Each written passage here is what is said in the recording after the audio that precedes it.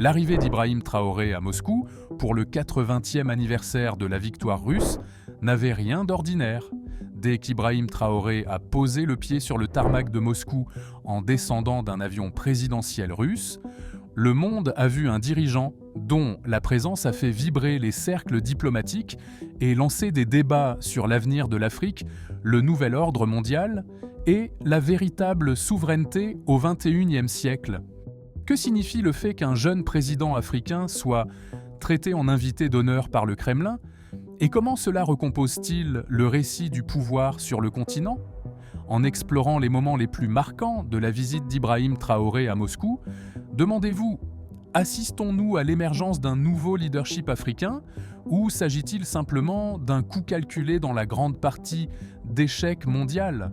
Partagez vos réflexions en commentaire pendant que nous dévoilons les détails. L'histoire d'Ibrahim Traoré est celle de la résilience et du symbole.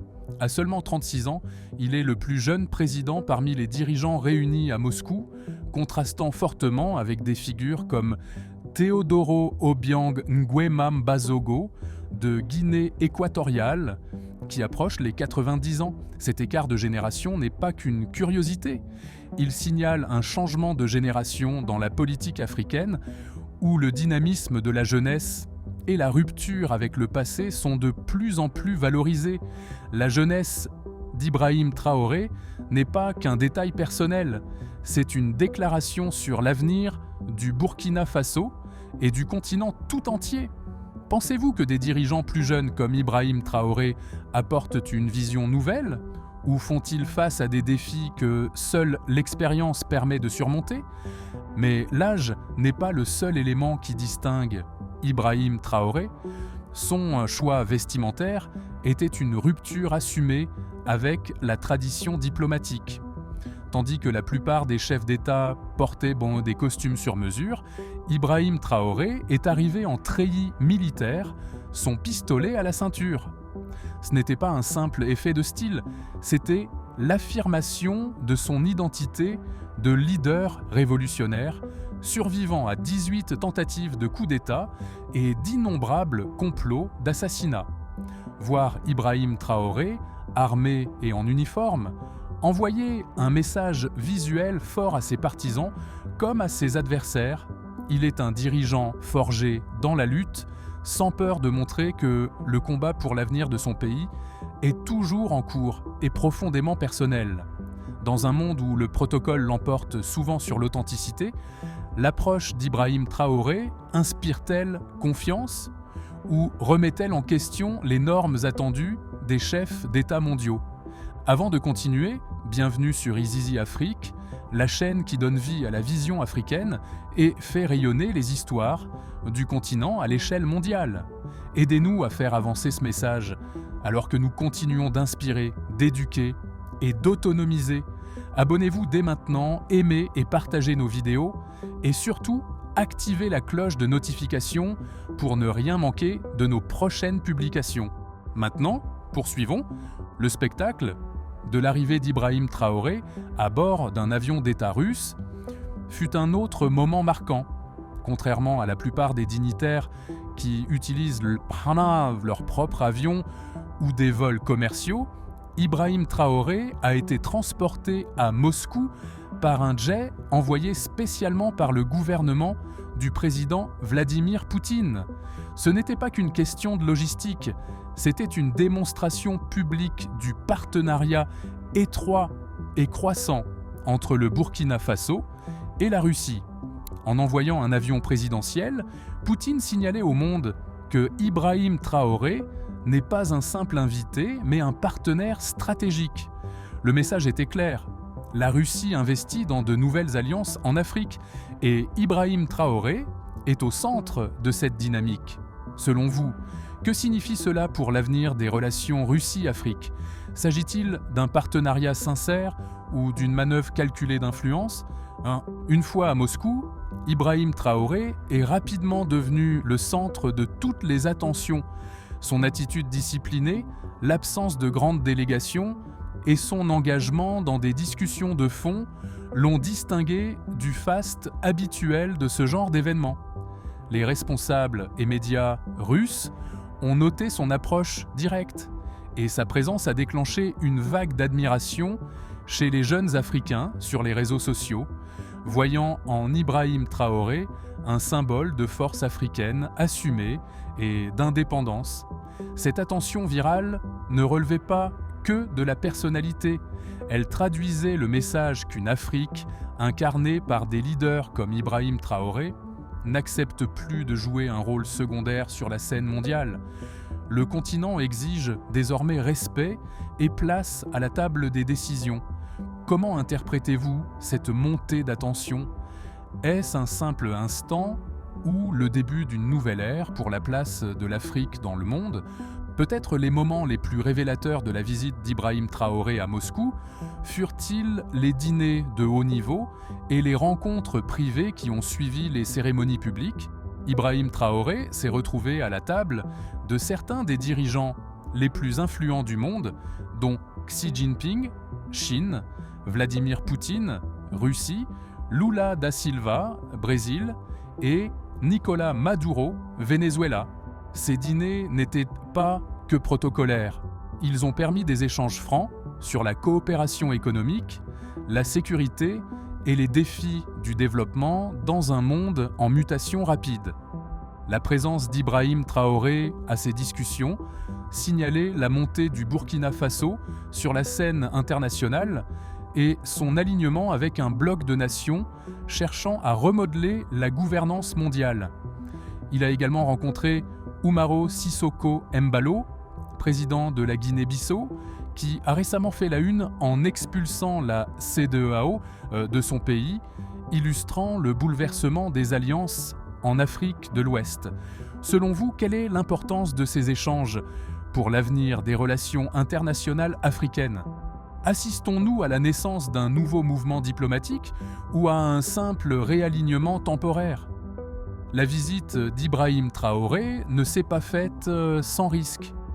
Dans les jours précédant les célébrations de la victoire, le président ukrainien Volodymyr Zelensky avait publiquement averti qu'il ne pouvait garantir la sécurité des invités étrangers à Moscou, évoquant la menace d'attaque de drones et autres incidents. Malgré ces avertissements et un contexte sécuritaire tendu, Ibrahim Traoré a maintenu sa visite. Beaucoup y ont vu une preuve de courage et d'engagement pour la place du Burkina Faso sur la scène mondiale. Pour ses partisans, ce fut un motif de fierté et le signe que leurs dirigeants ne se laissent pas intimider, quelle que soit la gravité des menaces. Auriez-vous fait le même choix à sa place ? Comment évaluer les risques et bénéfices d'un tel leadership audacieux ?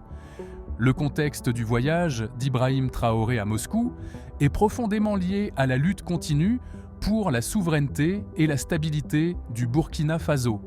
Depuis son arrivée au pouvoir, il fait face à des menaces incessantes, internes comme externes. Anciens politiciens, puissances étrangères et même certains voisins africains le considèrent comme un trouble-fête, refusant de laisser des intérêts extérieurs dicter l'avenir de son pays. Son refus de plier sous la pression extérieure a fait de lui une cible, mais aussi un symbole d'espoir pour ceux qui rêvent d'une Afrique vraiment indépendante. Pourquoi pensez-vous qu'Ibrahim Traoré subit plus de menaces que d'autres dirigeants sahéliens ? Est-ce à cause de ses politiques, de son image ou d'autres choses ? Pour contrer ces menaces, Ibrahim Traoré a complètement réformé son appareil sécuritaire. Après la dernière tentative de coup d'État, il a restructuré la garde présidentielle, écartant toute personne dont la loyauté était douteuse et la remplaçant par des éléments triés sur le volet. Il a mis en place de nouveaux systèmes de communication sécurisés pour éviter les fuites et l'espionnage et réactiver le service de contre-espionnage du pays pour surveiller tant les menaces externes qu'internes. Ministres, chefs de police et commandants militaires sont désormais sous surveillance constante, tout signe de déloyauté, entraînant une mutation rapide loin du pouvoir. Cette approche stricte est controversée, mais pour Ibrahim Traoré, c'est une question de survie. L'histoire ouest-africaine a souvent montré que la trahison vient des proches du pouvoir. Et Ibrahim Traoré est déterminé à ne pas répéter les erreurs qui ont coûté la vie à des leaders comme Thomas Sankara. Mais la stratégie d'Ibrahim Traoré va au-delà du simple renforcement sécuritaire. Il a mobilisé les citoyens ordinaires à travers les volontaires pour la défense de la patrie, VDP, une force de Burkinabés formée et armée pour protéger leur communauté et la révolution. Ces volontaires servent de bouclier vivant autour du gouvernement, loyaux non à l'ancien ordre colonial, mais à la vision d'un Burkina Faso souverain. Leur présence sur tout le territoire permet à Ibrahim Traoré de garder la main sur la nation, rendant plus difficile l'organisation de complots ou de trahisons. Que pensez-vous de cette approche ? Est-ce un modèle de sécurité populaire à suivre ou un risque de nouvelles tensions ? La dimension économique de la visite d'Ibrahim Traoré à Moscou était tout aussi cruciale. Lors de ses rencontres avec Poutine et d'autres dirigeants, il a discuté non seulement de coopération militaire, mais aussi de développement économique, y compris des investissements russes dans les infrastructures, les mines et l'énergie. Le Burkina Faso, comme une grande partie du Sahel, fait face à d'énormes défis économiques, de la sous-développement à l'héritage d'une exploitation des ressources. Le gouvernement d'Ibrahim Traoré œuvre à diversifier l'économie, renforcer le contrôle national sur les ressources et attirer de nouveaux partenaires respectant la souveraineté du pays. Les critiques estiment qu'une trop grande dépendance envers la Russie pourrait créer de nouvelles formes de dépendance, mais les partisans y voient une manière pragmatique de s'affranchir des contraintes, de l'aide et de l'influence occidentale. Où vous situez-vous dans ce débat ? La diversification est-elle la clé de l'indépendance réelle ou comporte-t-elle de nouveaux risques ? La présence d'Ibrahim Traoré à Moscou visait aussi à forger une nouvelle identité internationale pour le Burkina Faso. En s'affichant aux côtés de dirigeants d'Afrique, d'Amérique latine et d'Asie, il a projeté l'image d'un pays non isolé, mais acteur de son destin dans un monde multipolaire. Le symbole de ses échanges avec Maduro, Xi et Lula était clair. Le Burkina Faso recherche de nouvelles alliances, de nouvelles opportunités et une nouvelle place dans les affaires mondiales. En résumé, la visite d'Ibrahim Traoré à Moscou a été marquée par des moments uniques et puissants. Sa jeunesse et le contraste générationnel avec les autres chefs d'État, sa tenue militaire et sa présence armée, son arrivée à bord d'un jet russe, son rôle central dans les échanges diplomatiques de haut niveau et sa défiance face aux menaces sécuritaires. Chacun de ces éléments a contribué à l'image d'un leader à la fois symbole et artisan du changement, non seulement pour le Burkina Faso, mais pour toute l'Afrique. Selon vous, quel avenir attend Ibrahim Traoré et son pays ? Son audace peut-elle porter des fruits durables ou les défis seront-ils trop grands ? Participez à la discussion ci-dessous et n'oubliez pas de liker, vous abonner et découvrir nos autres vidéos pour plus d'analyse sur les leaders et les événements qui façonnent notre monde. Si vous croyez en une Afrique qui se relève selon ses propres termes, si vous soutenez ce mouvement pour l'autonomie, la dignité et le progrès, alors soyez acteurs du changement. Aimez cette vidéo, partagez-la largement et faites savoir au monde entier qu'une nouvelle Afrique est en marche. Et bien sûr, n'oubliez pas de vous abonner à Izizi Afrique, la chaîne qui donne vie à la vision africaine et fait rayonner nos récits au-delà des frontières. Activez la cloche de notification pour ne rien manquer de la transformation qui se joue sur notre grand continent.